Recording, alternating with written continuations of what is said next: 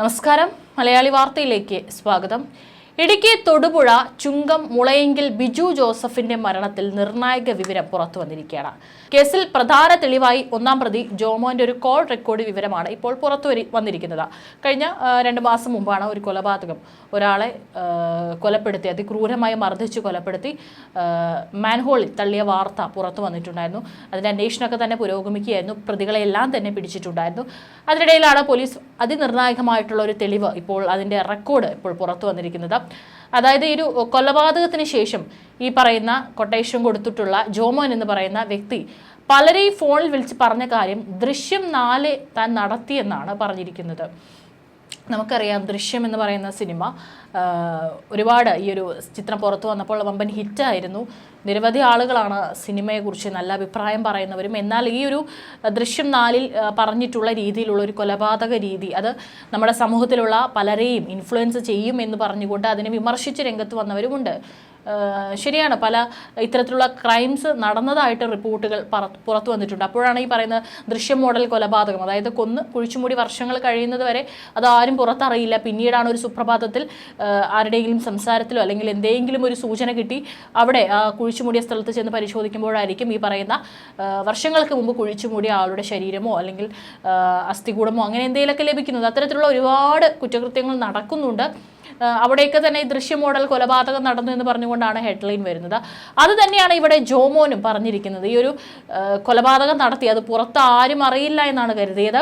അതുകൊണ്ട് തന്നെയാണ് വളരെ ആത്മവിശ്വാസത്തോട് കൂടിയിട്ട് പലരെയും ഫോണിൽ വിളിച്ച് പറഞ്ഞ കാര്യം ദൃശ്യം 4 ഞാൻ നടത്തിയെന്നാണ് പറഞ്ഞിരിക്കുന്നത്. ജോമോന്റെ ഫോണിൽ നിന്ന് തന്നെ കോൾ റെക്കോർഡ് കണ്ടെത്തുകയായിരുന്നു. കോൾ റെക്കോർഡിലെ ശബ്ദത്തിന്റെ ആധികാരികത പരിശോധിക്കാൻ വോയിസ് ടെസ്റ്റ് നടത്തും. താൻ കൃത്യം നടത്തിയതായി ജോമോൻ വെളിപ്പെടുത്തിയവരുടെ മൊഴിയെടുക്കുമെന്നും പോലീസ് അറിയിച്ചിട്ടുണ്ട്. ജോമോന്റെ ഭാര്യയെയും പോലീസ് ഉടൻ അറസ്റ്റ് ചെയ്തേക്കുമെന്നും വിവരമുണ്ട്. ബിജു ജോസഫിനെ തട്ടിക്കൊണ്ടുപോകാനുള്ള ആസൂത്രണത്തെക്കുറിച്ച് ഇവർക്ക് അറിവുണ്ടായിരുന്നുവെന്നാണ് അന്വേഷണ സംഘം കണ്ടെത്തിയിരിക്കുന്നത്. കേസിൽ ജോമോൻ ഉൾപ്പെടെയുള്ള പ്രതികൾക്കായി കസ്റ്റഡി അപേക്ഷ നൽകിയിരിക്കുകയാണ് പോലീസ്. അപേക്ഷ തൊടുപുഴ കോടതി ഇന്ന് പരിഗണിക്കും. മരണകാരണം തലച്ചോറിനേറ്റ ക്ഷതമെന്നാണ് ബിജു ജോസഫിന്റെ പോസ്റ്റ്മോർട്ടം റിപ്പോർട്ടിൽ വ്യക്തമാക്കിയിരിക്കുന്നത്. ബിജുവിനെ കൊലപ്പെടുത്തിയ ശേഷം കാറ്ററിംഗ് സ്ഥാപനത്തിന്റെ ഗോഡൌണിലെ മാലിന്യക്കുഴിയിലേക്കുള്ള മാൻഹോളിൽ തള്ളി കോൺക്രീറ്റ് ചെയ്യുകയായിരുന്നു. 5 അടിയോളം താഴ്ചയുള്ള മാൻഹോളിൽ ഇറങ്ങി 3 അടിയോളം കുഴിയെടുത്ത് അതിനുള്ളിൽ തള്ളിക്കയറ്റിയ നിലയിലായിരുന്നു മൃതദേഹം. തൊടുപുഴ കലയന്താനിക്ക് സമീപം ചെത്തിമറ്റത്താണ് സംഭവം നടന്നത്. ബിജുവിന്റെ ഇവന്റ് മാനേജ്മെന്റ് സ്ഥാപനത്തിൽ പങ്കാളിയായിരുന്ന ദേവമാത കാറ്ററിംഗ് സ്ഥാപന ഉടമ കലയന്താനി തെക്കുംകാട്ടിൽ ജോമോൻ ജോസഫ് സംഭവത്തിന് പിന്നിലെ പ്രധാന ആസൂത്രകൻ.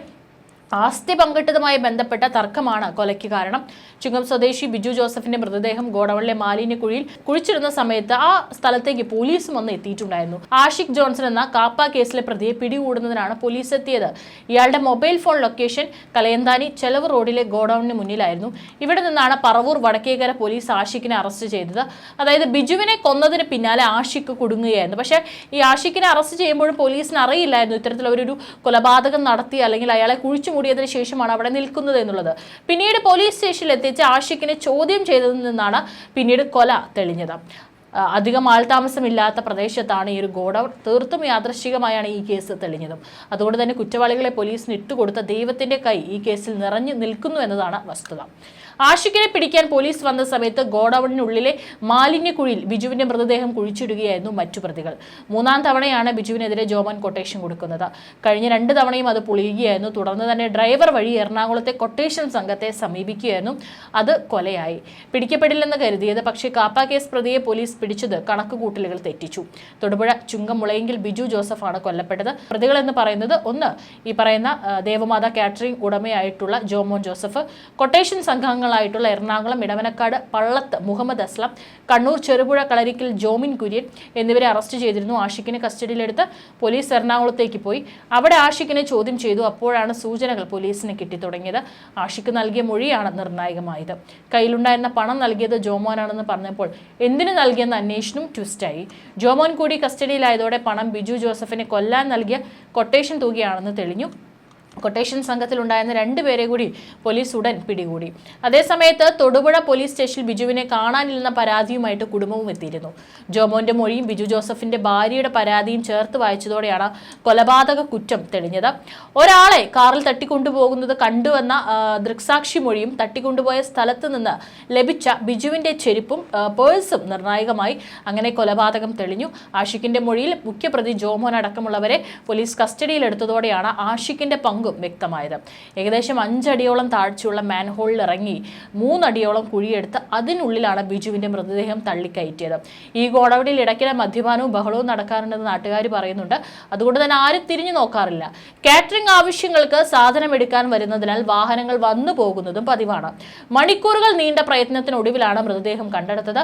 മൃതദേഹം നനഞ്ഞ് രൂപം മാറിയ നിലയിലായിരുന്നതിനാൽ മാൻഹോളിലൂടെ പുറത്തെടുക്കാൻ സാധിച്ചില്ല.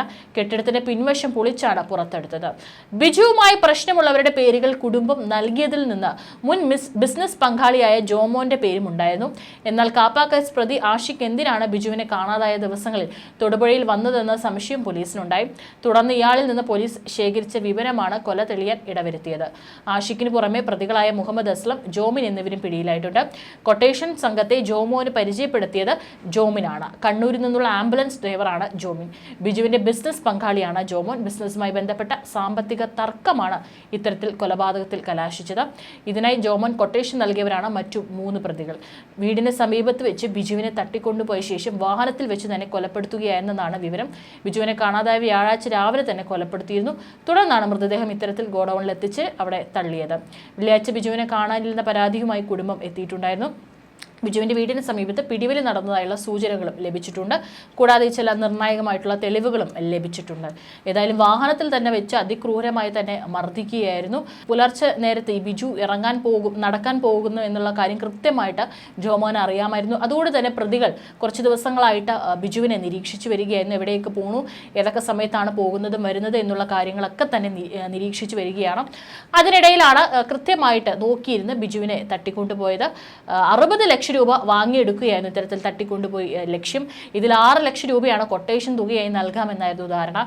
അതായത് 10% കമ്മീഷൻ. 12,000 രൂപ അഡ്വാൻസ് തുകയായി വാങ്ങിയതായി മറ്റു പ്രതികൾ മൊഴി നൽകിയിട്ടുണ്ട്.